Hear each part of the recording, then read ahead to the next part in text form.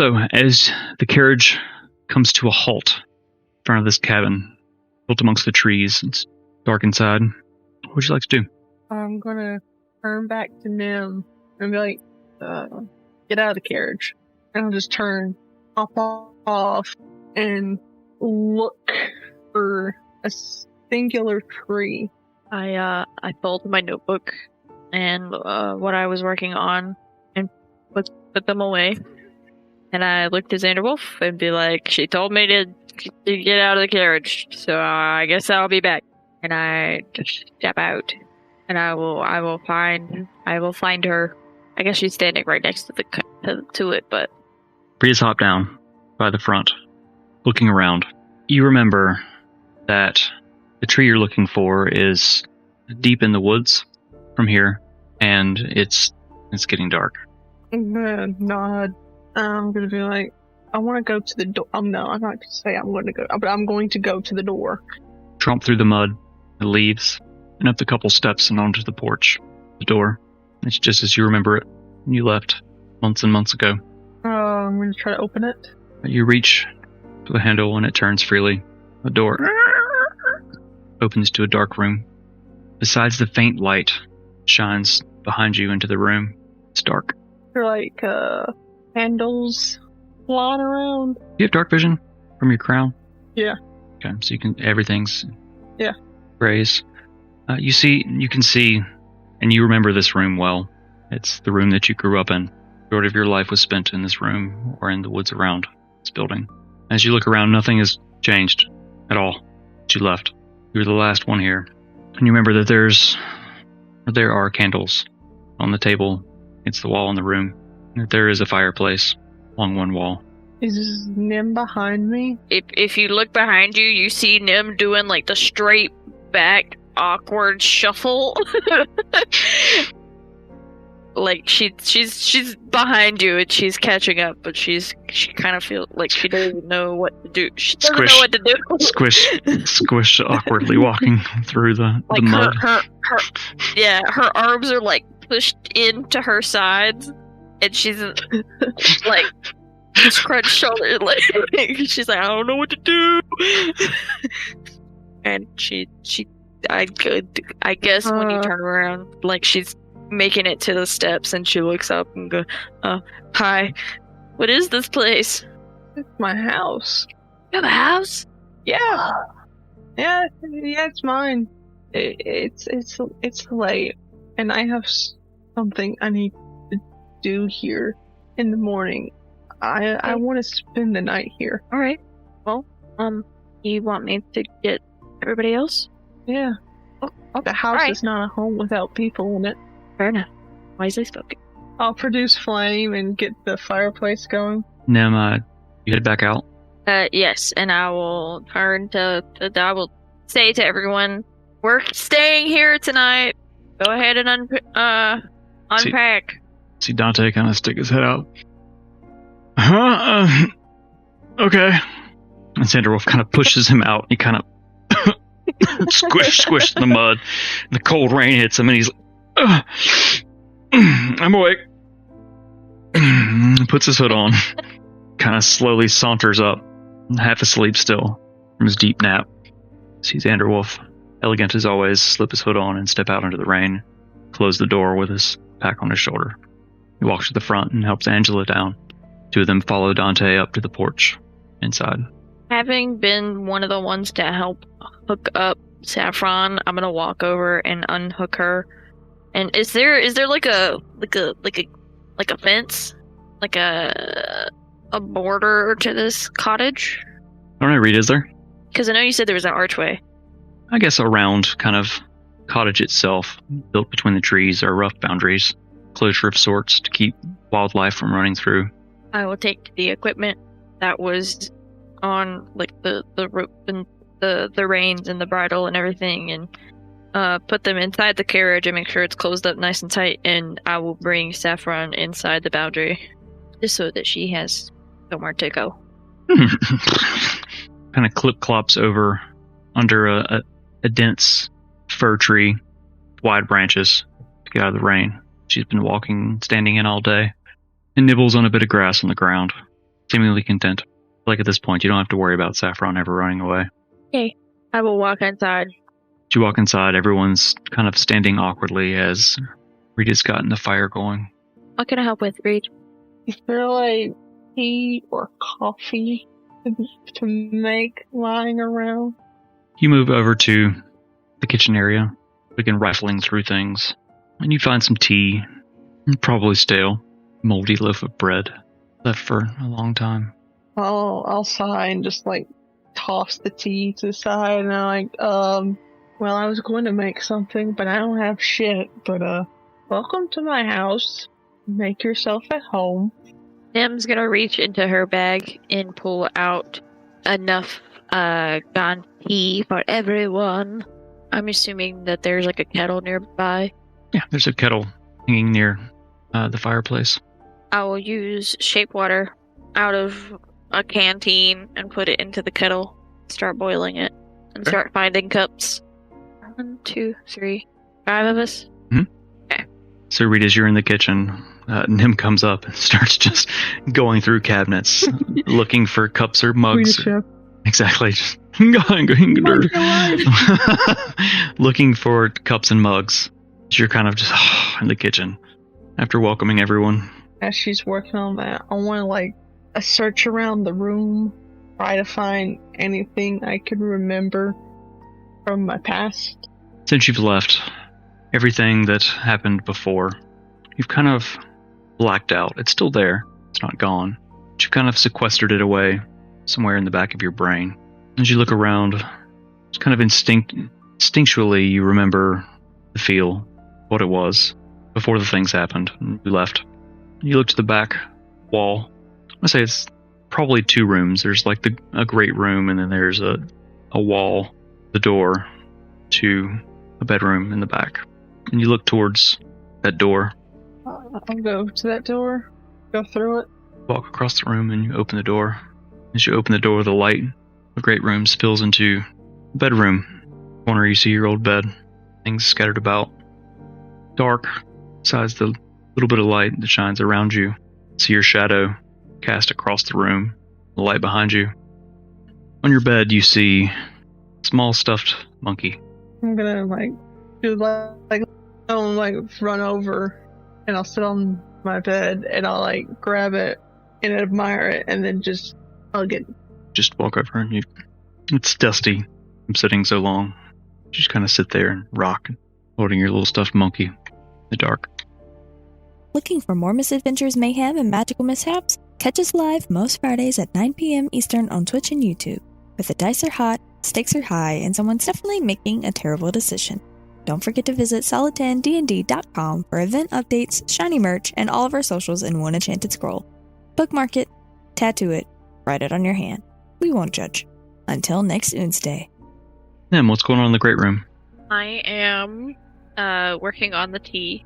Honestly, like having a look around. I'm my first goal is to try to make sure everyone's like comfortable.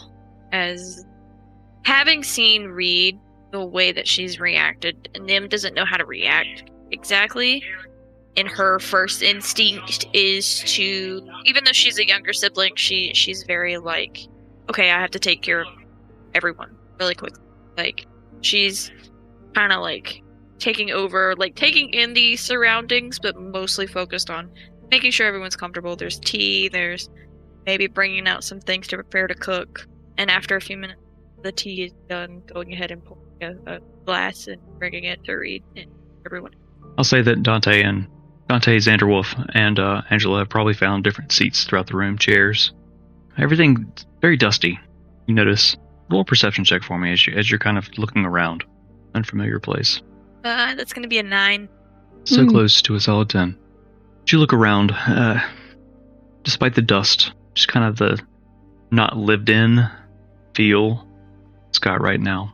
The fire that's crackling beneath the kettle, and the conversation you hear general conversation between Angela and Xanderwolf and Dante, softly reverberating through the room. This place, it feels like a home. It kind of strikes you that it's not like your home. It seems natural, kind of free. You think back on your home, and it's just how your life was kind of structured in a way, with your studies and where your father was. This feels homey. It's different, but it feels nice. As you look around, you see knickknacks and baubles kind of along the mantle over the fireplace, and picture frames scattered about. It's hard to see what's in them as the dust is collected. It intrigues you to kind of understand, knowing that this is where Reed came from. As you finish looking around, you kind of hear the kettle whistle. You move back and pour the tea, pass cups, Xanderwolf, Angela, Dante. And one for yourself, one for Reed. Walk back. The door is still ajar. The light fire in the fireplace spilling into the bedroom. See her sitting at the edge of the bed, her toes barely touching the floor. She kind of holds herself, doing something. It's hard for you to see exactly what it is, with the way that she's sitting. As you walk into the room, your shadow is cast across. Reed, what do you do? Knock, knock. See the shadow approaching, and I'll look up. I don't think Reed's ever done this in the entire campaign. Like, it's either been like in a sarcastic making a joke or like murderous blood rage. But Reed'll have a actual kind of genuine smile and like raise the plushie up and wave. This friend you've made. Caesar. He's with me for a while. I forgot him. I'll walk over and grab the little hand of the stuffed animal and be like, very nice. How long did you Reed? Or rather, how long has it been? I think about a year. Lots happened. I'm gonna have to tell me. What's your mentor's name? How dare you? Pretty sure it was Eliza. I can't remember her last name. How dare you? Leaf Whisper. It's in my backstory section. That's the only way I know. We're finally really getting into your backstory stuff. So yeah, it's correctly died. Yeah, she was old. She was like me, but opposite. She had a lot of patience. I was going to visit her in the morning. I want you to come with. Of course. Dante can come too if he's awake. I don't think he will be. Fair enough. You have is it just you two? It was just us. I mean, we went into the town sometimes. I didn't really like conversating with people. That tracks.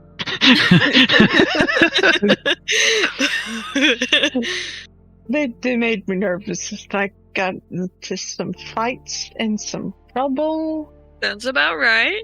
I made you some tea. Thank you. Take the cup and I'll start sipping. You'll have to forgive me. It's that gaunt skin. Not all that we have. We might need to get someone in town. Miller tea? You sip it in, you're mellow. As you guys sip your tea, you kind of feel the calm emotions spilled into it. Mellow you slightly. Was lunch was a few hours ago, right? Yeah, it's now like night. It's dark. So it's been several hours that you stuffed sandwiches in your faces. Okay, sorry, Reed. I didn't mean to interrupt you. Yeah, I'll make dinner. Le dinner. I don't know when I am. Le dinner. I will say Mechanus and change my my clothing into like normal, like just like a simple like cloth tunic with bracers and with like an apron and like pants, comfy shoes. Damn it, Nim, you lost your fucking cloak again. Yeah, that bitch keeps running away from me. Wardrobe change. Love it. And I will put my hands in the pockets of the apron and be like, all right, I'll meet you in the kitchen. I will take the empty cups to the kitchen and start preparing it somehow. Okay, so pretty sure you have all of the ingredients to cook for the most part. Yes. Tuck the monkey in. There, Caesar.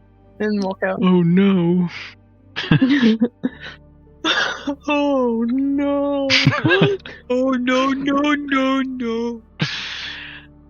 Alright, so I have. How's that elk meat doing, by the way? Because I think you said we checked the day before and it was it was all right. Yeah, we never did. Off stream, go through your bag of colding. The elk is from the Windwalker camp, which was a couple weeks ago. Sniff it. What's your passive perception? My passive perception is 11. It's 11. All right. Starting to smell a little off. Okay. I will open the door to the front of the cabin and chuck it. Yeet! Just flinging hunks of meat out into the front yard. Nothing could possibly go wrong. Delivering on my property. Damn, whippersnappers. I will go back inside and I will set out some mammoth steak. 3. And I'll set it down and set the spices out. And before we continue, I would like to go outside and go around and make I would like to place alarm around my little silver string. I can do a 20 an area that is no larger than 20-foot cube. So like a 20-foot cube out from the door. My little silver string. Bear bait, yeah, exactly. Don't say that! Don't say that! You carefully place string in the bell, casting the alarm spell. Kind of front area. You've successfully cast bear alarm. Good job. And then I would like to go inside and start helping prepare dinner. Dinner? Dinner. Dinner. Having teeth for dinner. I'm a dentist. Reed's a dentist, actually. What did you say? Reed is a dentist. Is she a dentist or is she an orthodontist? She'd be removing teeth. Oral surgeon. Non-certified. True. Yank. Granted, they feel no pain because they're usually already dead. But moving on. As you move back in, Reed, you're in the kitchen already. Mammoth steaks are out. Is there anything you're cooking along with the steaks? Do you guys have anything else that you could cook? I got a sack of sugar and grain.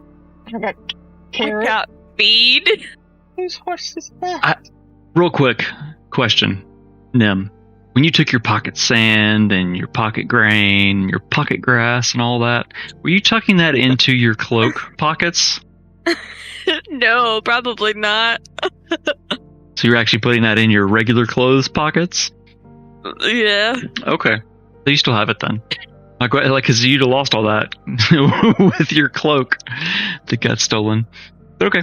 No, this is like the feed was that big bag of feed that we got. Oh, yeah. When you got that on Oonsday. Yeah. The first Oonsday. Yeah. On Oonsday. And what is that? Strelin lock. Okay. So I think with the ingredients, Reed, you probably have what you need to make bread. I know you have carrots, but that's a potion component, I think.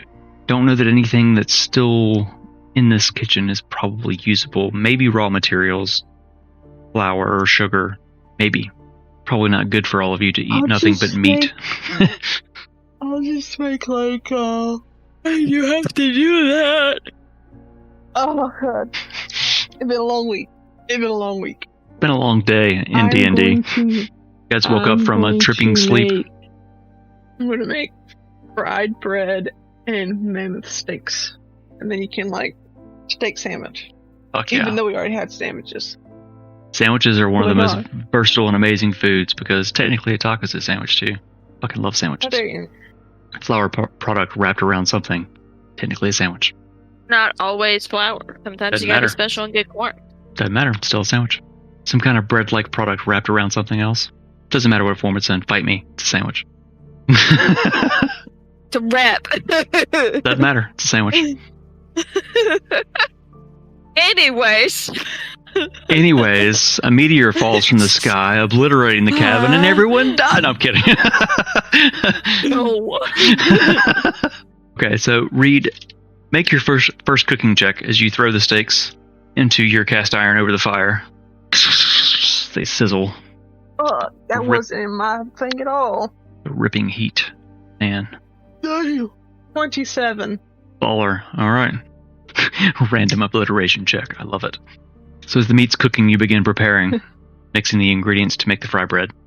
Describe to me how you do that. I take the flour and I take some water and I make some dough. Then I oil up that pan And I fried the bread.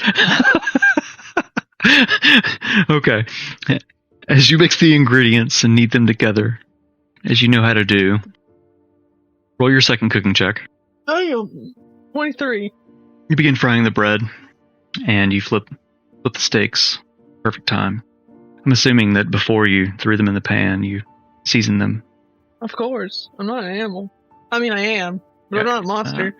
Okay, there you go. That's better. You might be a monster too, but salt and pepper, 4 minutes, both sides, down the hatch.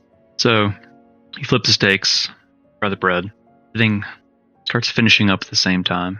Take everything off the heat. As you plate things, ready to serve to yourself and your friends, roll your final cooking check. 28. So I'm going to say you definitely succeeded all of your cooking checks. So 5 plates sit before you. Beautiful mammoth steak sandwiches, rye bread. And then you quickly hop in and helped the plating. Start passing them out to everyone who've been sitting and just kind of, they've actually been playing Go Fish cards that they found on a table, just laughing and merry. From somewhere, someone had pulled some mead, having finished their tea. There's kind of just as the sizzling of the meat and the smoke and the smell and just, it's lively. It's homey. It's happy. Reed, you actually kind of think on this, and it's very different than how it was. It was just you and Eliza, and now there's almost feels like a family. As you walk over and you pass the plates out, everyone stops and looks to you, thankfully, smiling. They take the plates and just begin tearing into it, mouths full, just nodding. Fucking delicious. The two of you sit down and also begin eating. I mean, it's not really going to do a whole lot. Yeah. Since it's before bed, but as everyone eats, they feel their faces tingle, crawls up their face, and everyone gains 20 temporary hit points. Pretty sure they dissipate after a long rest, so unless something fucky happens. Yeah. Dabber. So, can you tell me about the closest town? Remember that story about me getting kidnapped the first time? By the baker? Yeah. Oh, yeah. She might still be there. Oh, okay. All right. I'm gonna look them up and down. Like, you stay close to me. Be careful. It'd be for the best. I think elves and orcs are more your type. Tim's face is bright purple. Face flushes. Okay, yeah. Mm-hmm. And like she just nervously eating. What else can you tell me about this town? Sit there and chew and think about it, because it's been a while. It's been a while since I've been here. What are you guys doing? I just sent you a whisper. That was like the segue to send me something. My bad. It doesn't make noises. That's a very vague question. She asked what's there. There's a bakery. Like, there's a library, bar. Roll an intelligence check. Just straight intelligence check for me. Oh, God. A lot of this place, you've blacked out a bit. You don't really remember. Solid 10. Solid 10. But what you do remember, it's a small town, and it's secluded. It's several days' journey from any other civilized place, I guess. You remember it took you 3 or 4 days to reach the coast when you left. Robin is, as a small town out by itself, it has most things that you would need, generally speaking. Some things are considered luxuries. As a halfling town, different types of luxuries than other places throughout the world. You know, I don't really remember. We're gonna just have to find out. There's some fancy stuff for halfling places, but yeah, it's been a year. Okay. Are you okay to go back tomorrow? I mean, yeah, I'm not the same halfling I was. I have a big stick.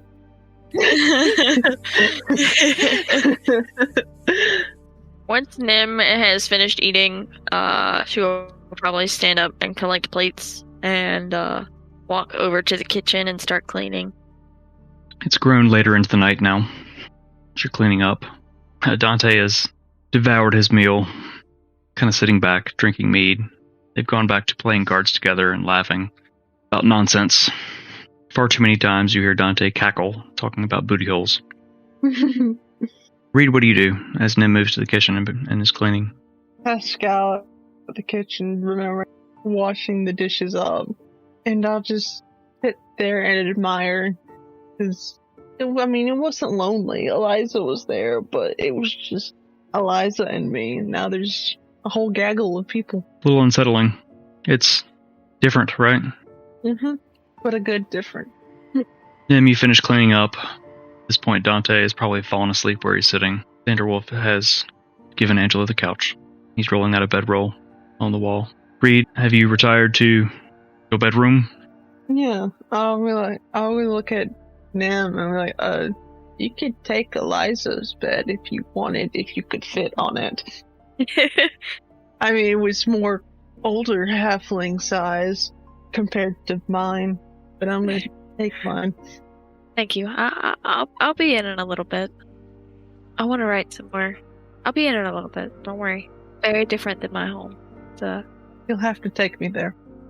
I'm sure my father would love you. You might also like Lyra. Who's Lyra? Yeah. Lyra's my sister. Sister, you say? I do. An older sister. Oh. Fight off Dante for the sister. Okay, thank you. I'll be in it a little bit. Mr. DM, I would like to work on that thing that I told you about. Okay. Do you want to use the one you sent me? Yes. Would you like me to share it? Once I finish it, can I explain it before you show it? Absolutely. Okay.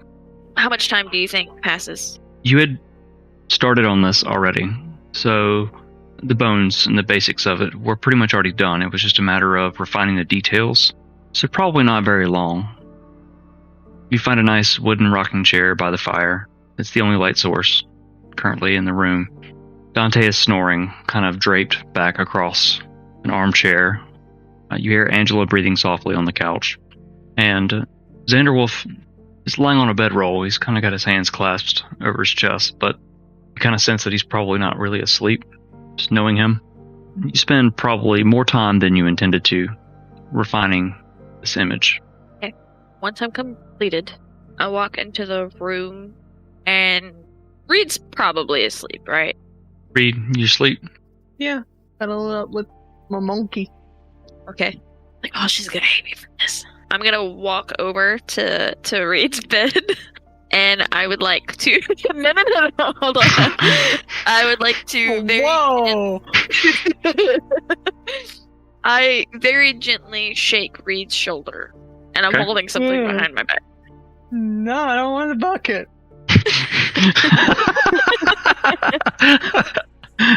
Reed, please don't kill me, but I have something to show you. Reed. It's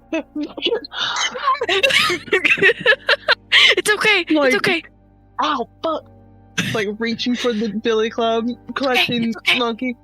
It's okay. It's okay. It's okay. I'm sorry. It's okay if you're mad at me. I made something for you. I'm too tired to be mad right now. You made something? I need you to close your eyes and hold out a hand. Oh. Covering my eyes with Caesar and like holding out my hand and my own scared. It's also dark in this room, except for the light that's being cast from the doorway that you left open. The fire's probably burned down a bit. Oh, well, is there a candle? Yeah. I'm gonna tell Reed to be like, hey, produce flame. Dangerous thing to ask a half-sleeping halfling to do. Like, so I light a candle with her finger. and be like, all right, and I'm gonna wave my hand in front of her eyes to see if she can see. And when she doesn't react, I'm gonna take her hand and I'm gonna place something in it, and it's flat, and it's not much bigger than your hand. Well, you get that's not saying much. It's about the same size as your tome, and it's be like, okay, you can open your eyes. And when you do, you see a small, flat, kind of looks like a book, but it's brown leather. And it's very simple, but it kind of matches Nim's notebook that she made on the road, but just in brown leather. And it opens, and it's very thin. You open it. Yeah. You open it, and if Mr. DM would be ever so kind, It's an image. based on what Nim could see of the statues, it matches the statues to the best of her abilities, and it's an adult you, kind of. She never really saw you as a child, so she gives it, once you open it and be like, I know that I didn't know them, and I know that you were very young, I think, but I just figured that you'd like a family portrait. Reed's gonna feel like tears starting to produce, but it's still Reed.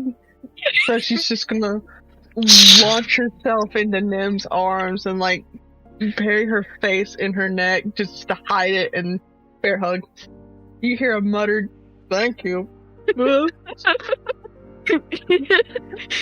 and Nim just says you're welcome, and then she doesn't really know what else to say.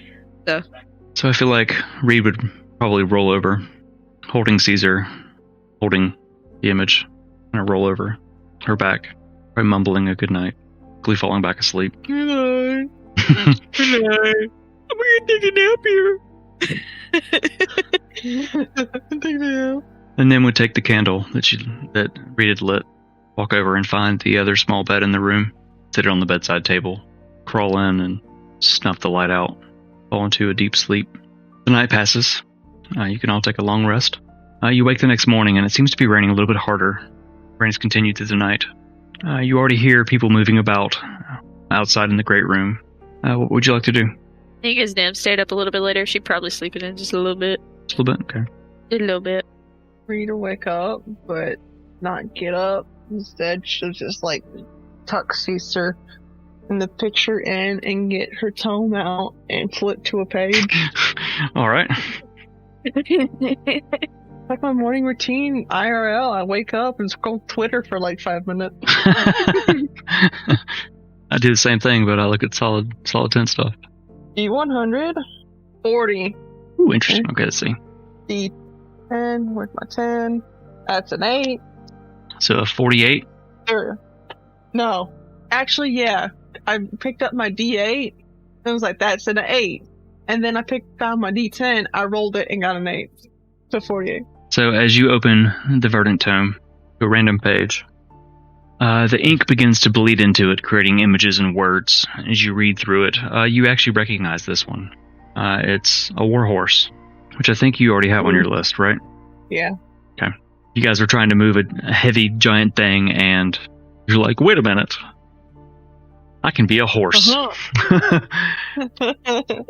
So you learn much that you already know, and you learn some things that you didn't probably know offhand, as it is now permanently inscribed in your tome.